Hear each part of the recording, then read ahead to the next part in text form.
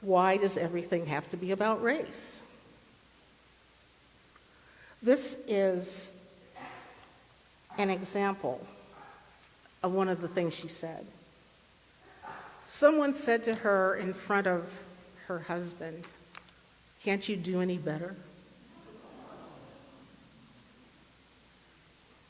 But okay, let's say that out of those 12 things, she misunderstood once or twice. Or let's say, for instance, that she was pre-offended. Now, pre-offended is a term that I learned in seminary, and it talks about people who have this thing where they're just waiting for something racist to happen. So let's say that maybe she was pre-offended. But out of those 12 times, don't you think she was right to have the understanding that she was being stereotyped and people were talking about race? And Jiminy, a clock is right at least twice a day. I'm telling you these stories so that you'll have a greater understanding and you can be more intentional about keeping things out of the specter of racism when you're in conversations. Here's what happens to me sometimes. I may tell a story of something that happened to me, and someone who identifies as white will have an example of how that very same thing happened to them, thus proving that my experience really wasn't racism. Oh, they'll comment, oh, maybe it was feminism. It's because you're a woman, not because of my race. Or they'll offer some other reason, like, after all, we don't have the facts.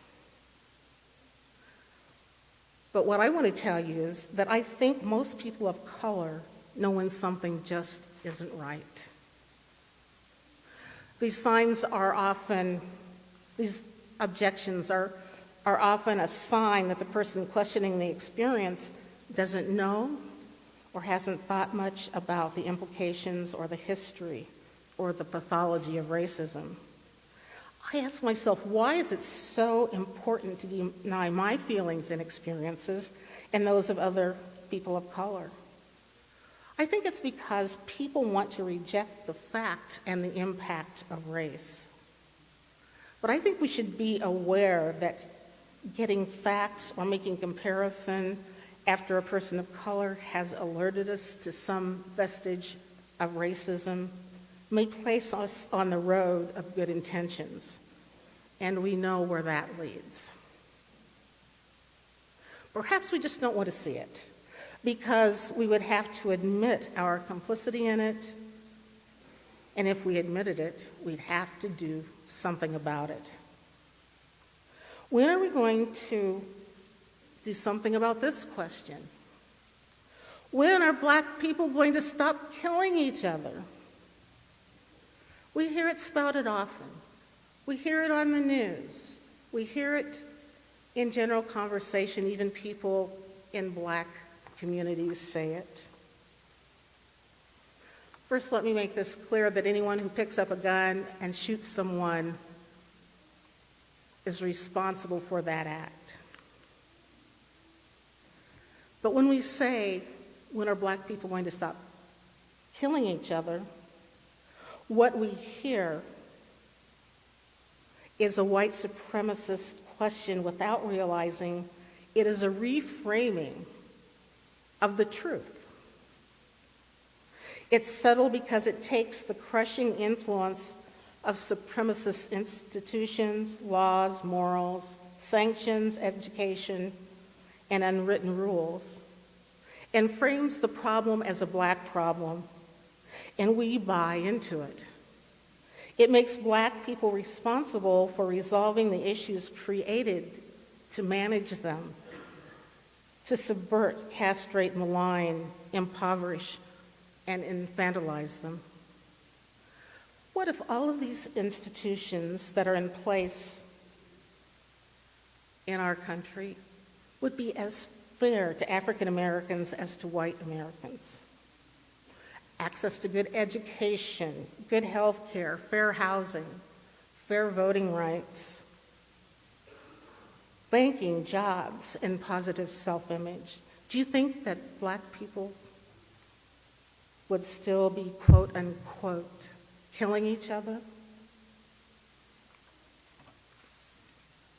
I'm saying that our transactions within the public sphere and our public institutions have consequences. We got to know what those consequences sow and how they continue systems of supremacy. Recently, I know most of you are familiar of the road that has been paved through the Unitarian Universalist Association, the road of good intentions and bad policy at the denominational level. Now, the UUA board has called it white supremacy. It didn't come up through Black Lives of UU or any other group like that. It's our actual board that says that we are involved in white supremacist actions. We are swimming in that water. White supremacy, white supremacist. That term has been used to describe some of the most despicable people and acts in society. White supremacy. We don't like that word. That's not us. We are not those people. But we are all caught in the path of institutions that perpetuate white supremacy. We are on the path. Now, just like many American institutions, our denomination has its proud moments and our not so proud moments in history.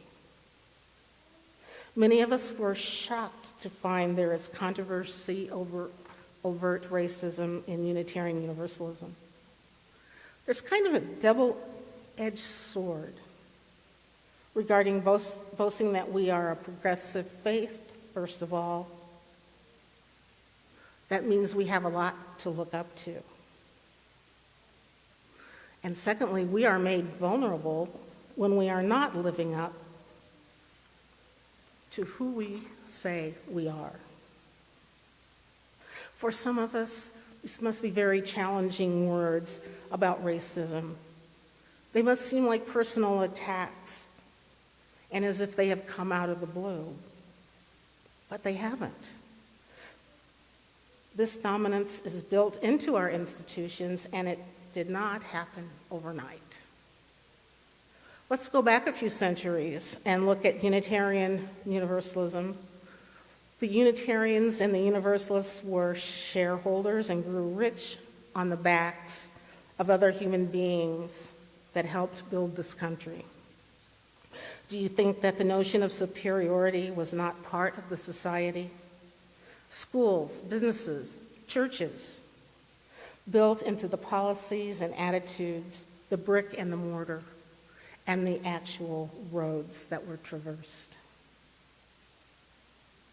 There's a fascinating paper that I found called William Ellery Channing and Racism, and it's by a professor, Robert Michael Rell, who's now a professor at St. John Fisher College.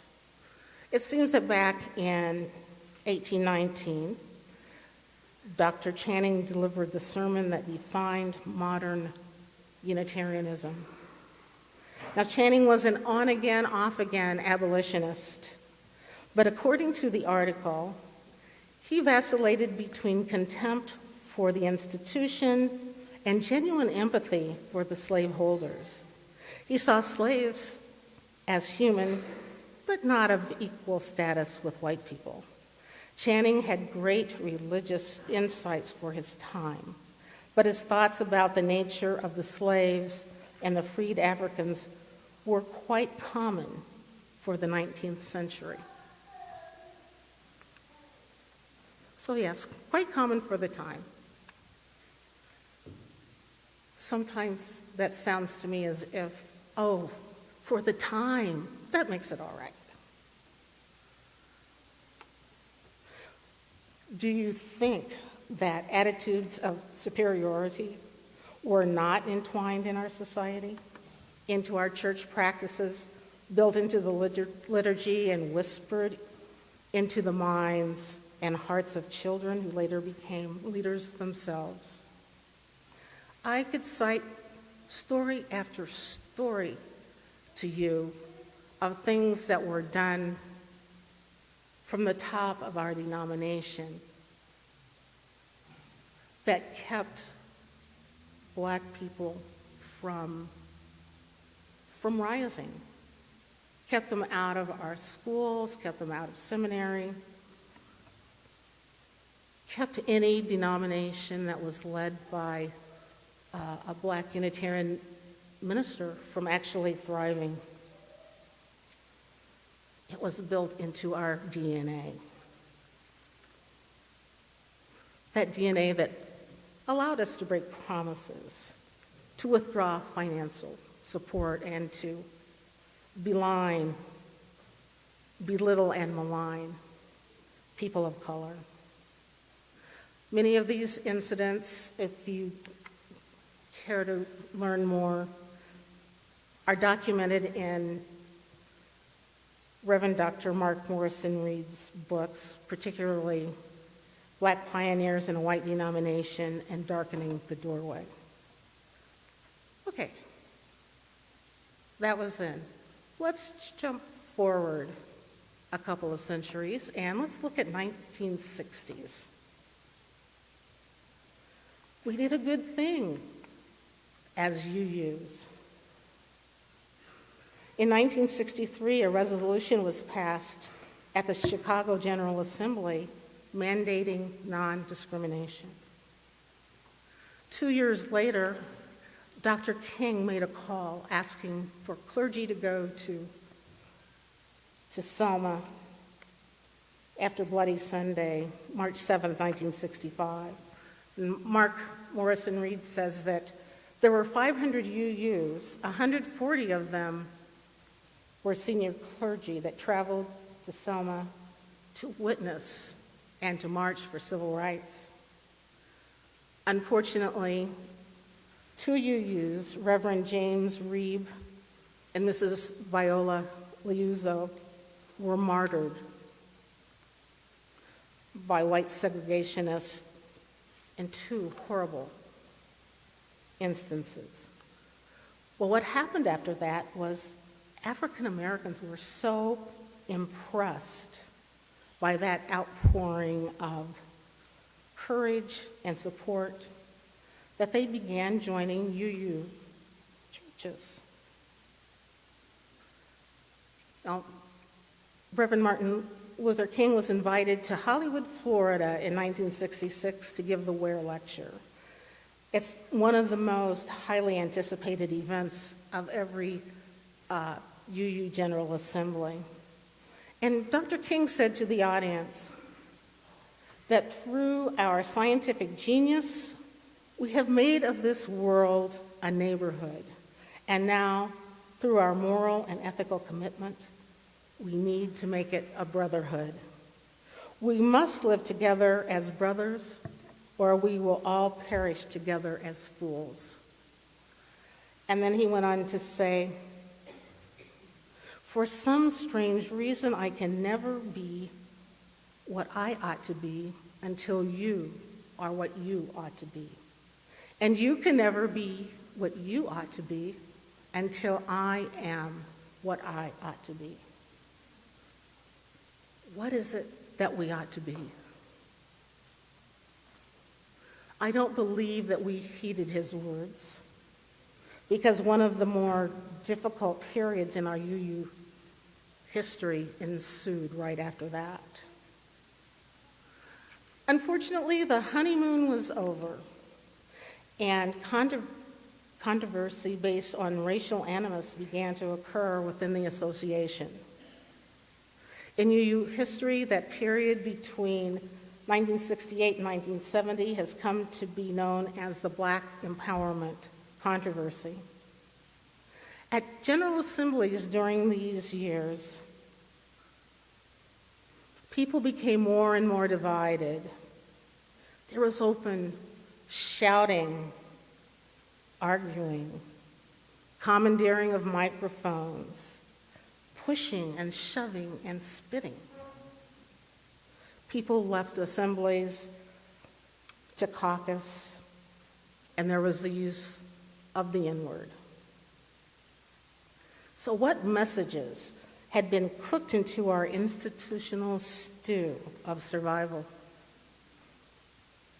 What had stirred up the kind of turmoil that Dr. King had warned us about? Then in the late 60s, during that period, the UUA promised millions of dollars to go to help try to educate us and try to learn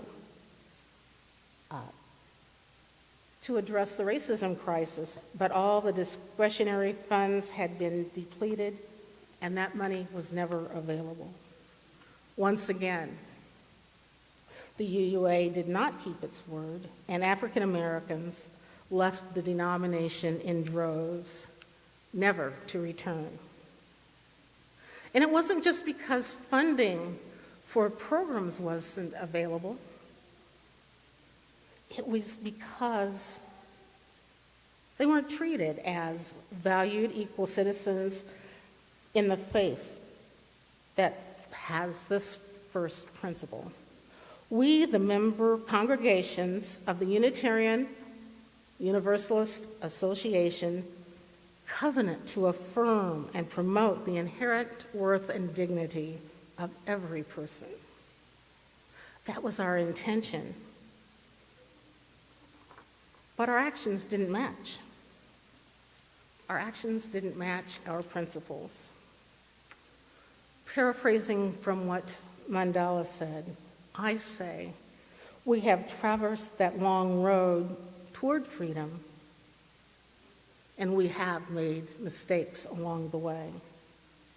So almost 50 years passed, and nothing had been done to resolve the hurt and disappointment from the 60s until General Assembly in New Orleans. 50 years later, we have the opportunity to be builders of a new foundation, to be standard bearers for freedom and justice, to infuse Unitarian Universalism with the strength to survive in a world that is being torn apart by racism and fascism, anti-woman, anti-religion, anti-science sentiments. Because of that determination, I and other African Americans stay, and we stay because of the theology, no one left behind. No one left behind on this earth. No one left behind after we leave this earth.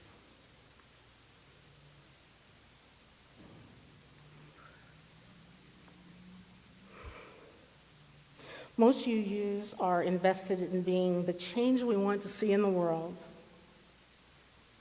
We don't know how to go about it all the time, but we want to change things. And more importantly, we are willing to learn so that we travel the road of informed intention. May it be so.